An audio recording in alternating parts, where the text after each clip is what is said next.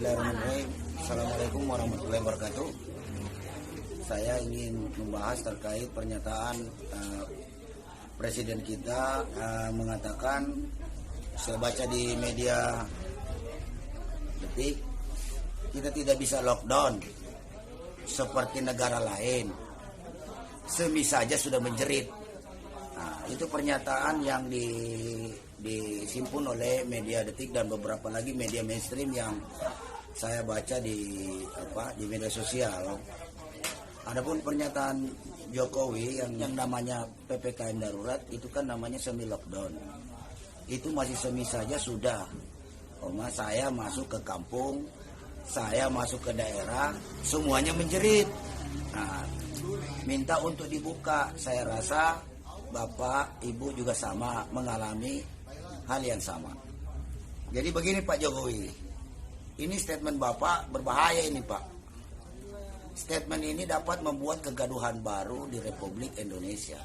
Rakyat menjerit hari ini, itu tidak tiba-tiba, tidak ujuk-ujuk menjerit Pak. Tapi melalui sebuah proses yang panjang.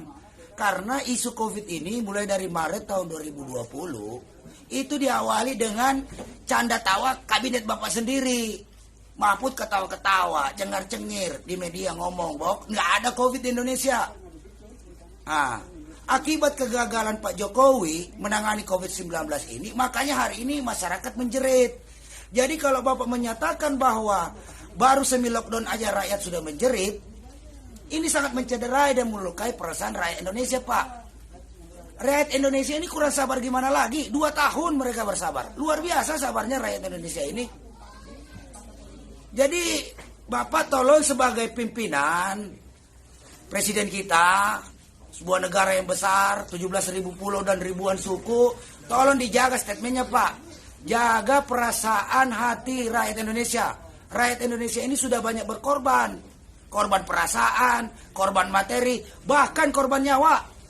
Nggak tanggung-tanggung, sudah banyak keluarga, adik orang kami, teman-teman kami aktivis buruh yang meninggal dunia gara-gara COVID-19.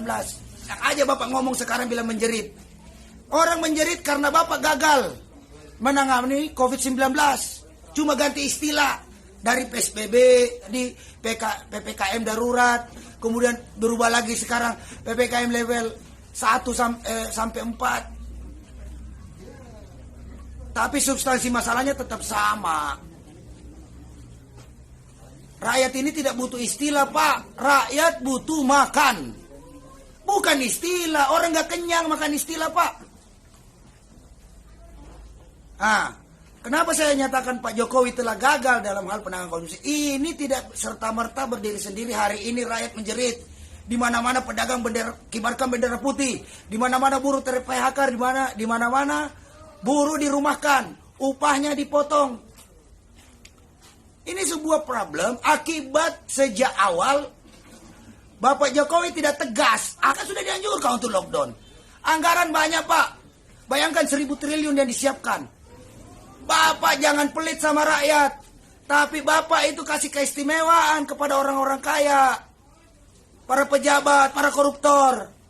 Ini gara-gara COVID-19. Sudah semakin banyak rakyat menderita.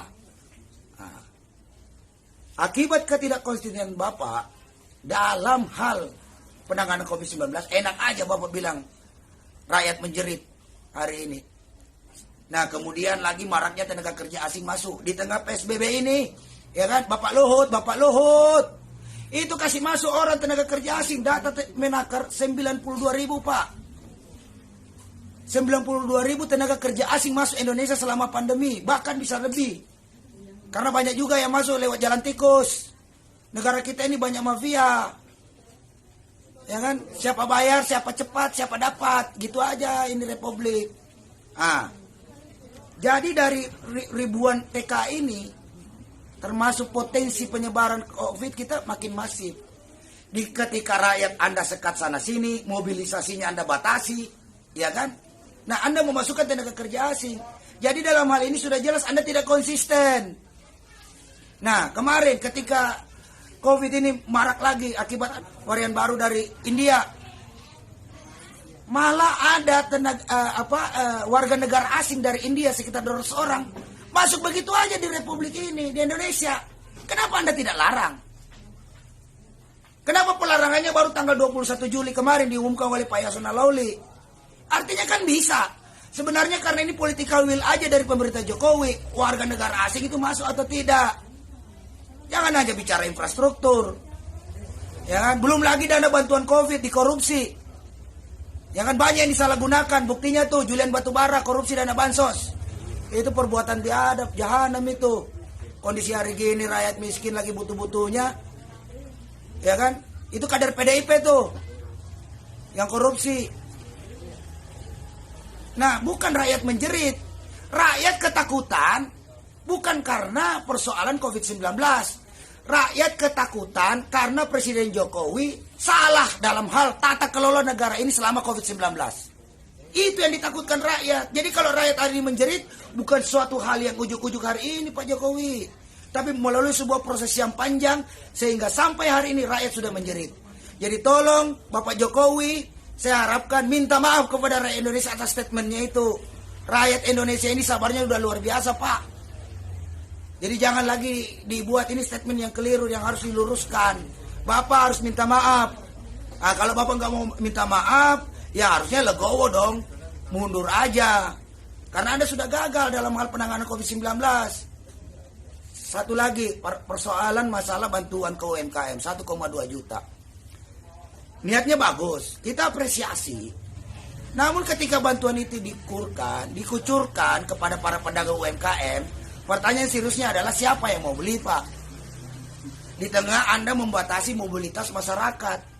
Bagaimana orang mau jualan kalau yang Anda suruh belanja aja lewat online? Tidak semua Republik ini bisa online. Orang lebih senang datang ke sana belanja langsung. Nah sekarang Anda batasi pergerakannya. Buktinya itu pedagang di Tanah Abang kemarin nunggu di pasar sepi Pak. Terpaksa dia mutar untuk cari pembeli. Ketika tidak diimbangi dengan pelonggaran daripada ini benar-benar dilonggarkan, ada kegiatan interaksi proses barang dan jasa, susah juga maju UMKM Pak. Akhirnya modal itu hanya habis untuk kebutuhan sehari-hari. Karena sekali lagi saya ingatkan, jika Anda ingin menyelamatkan yang kaya, mengamankan orang-orang kaya, maka Anda harus menyelamatkan orang-orang yang miskin. Nah, dan saya harapkan pada Presiden Jokowi untuk menarik pernyataannya ini. Ini sangat melukai perasaan hati rakyat Indonesia. Saya juga tersinggung Pak dengan pernyataan Bapak. Emang enak 2 tahun begini dibatasi ke sana kemari. Akibat COVID-19 ini negara menjadi anti demokrasi. Penyampaian pendapat di muka umum menjadi terbatasi. Gak bisa begitu Pak. Itu suatu hal yang tidak adil dan melanggar hak asasi manusia. Mungkin itu saja penyampaian dari saya. Assalamualaikum warahmatullahi wabarakatuh. Kepada seluruh rakyat Indonesia, jaga kesehatan, terus suarakan kebenaran, jangan takut hanya kepada Allah Subhanahu wa taala. Hidup buruh, hidup rakyat Indonesia. Allahu Akbar. Assalamualaikum warahmatullahi wabarakatuh.